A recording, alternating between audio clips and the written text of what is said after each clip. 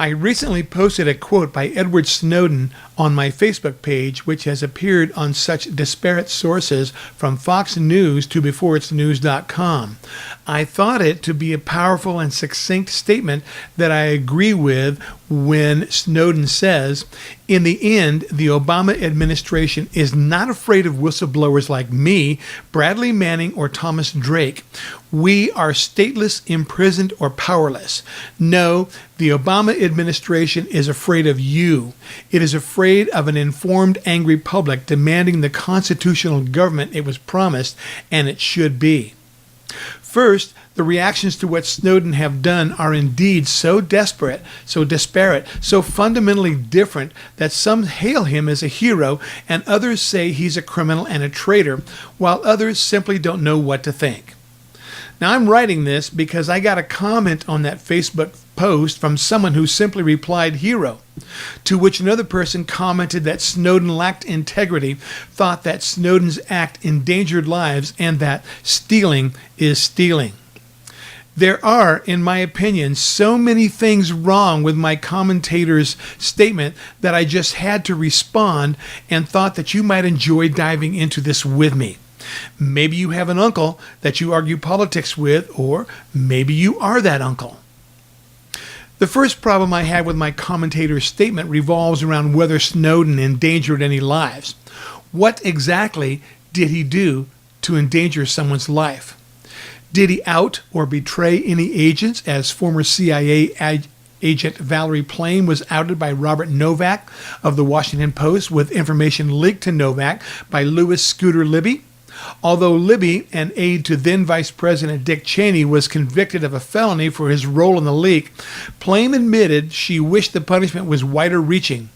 Despite the abatement of her anger toward the officials in the George W. Bush administration who outed her, Plame did say she felt betrayed, and even more so after the CIA denied her request to protect her and her family in the aftermath. In April of this year, at the Conference on World Affairs discussion, Plame urged people continually hold government to account. Do you think that the legitimate enemies of the United States had no idea that our security branches were trying to gather information on them?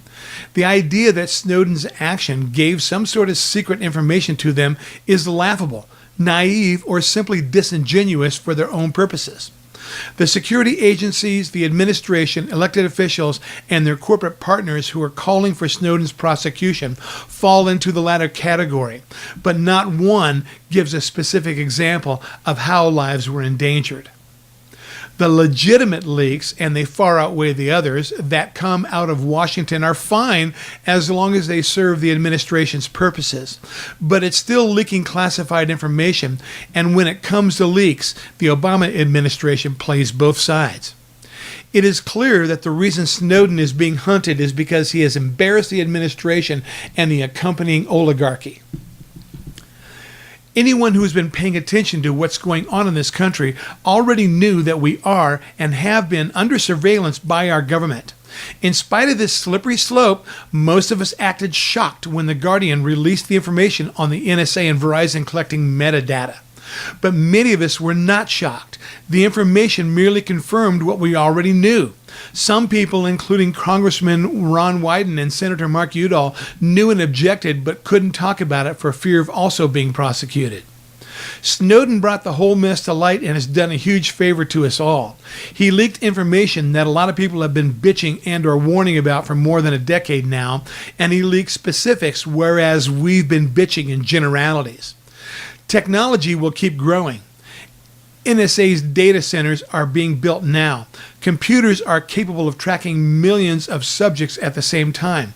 A data center with a few thousand computers is more than sufficient to track every man, woman, and child in this country.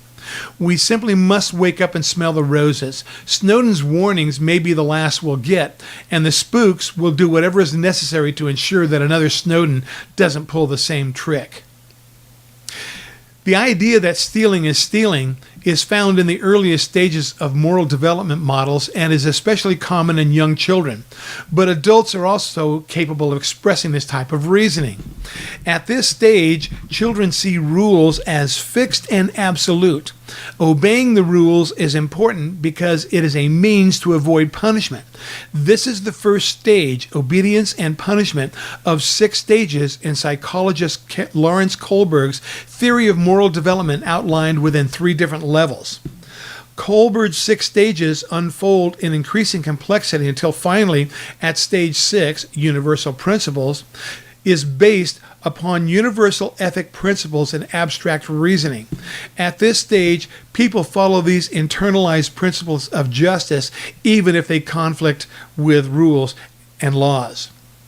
By saying stealing is stealing, people are holding the belief that there can be no excuse for stealing even in the service of a higher principle. Saying a lesser crime cannot be committed to mitigate a more horrendous crime.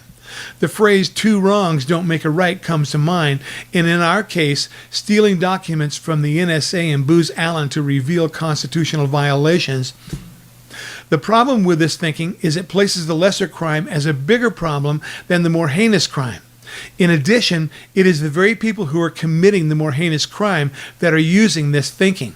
How convenient for them. However, using this argument, we might say that stealing the documents in order to protect the Constitution might warrant but a few months in jail or even possibly a reward. But stealing everyone's private data in violation of the Constitution might constitute the true treason. So, what is Snowden's real crime? Snowden is a young American whose crime is that he dared challenge the excess of state power. Read the 4th Amendment to the U.S. Constitution and tell me that Edward Snowden is not a hero in the mold of those who founded this republic. Check out the Nuremberg war crime trials and ponder our current contempt for the importance of individual conscience as a civic obligation, and then tell me Snowden was out of integrity. In an op-ed in the National Journal, Ron Fournier said the issue is not about Snowden, but about the questions his actions have raised. Love him or hate him, we all owe Snowden our thanks for forcing upon the nation an important debate. But the debate shouldn't be about him. It should be about the gnawing questions his actions raised from the shadows. Fournier wrote, "In the end, fear and politics likely will prevail as it has in America's past. Washington elites will close ranks to protect the surveillance state, to trample out transparency, and to mislead the public. And that is the true treason."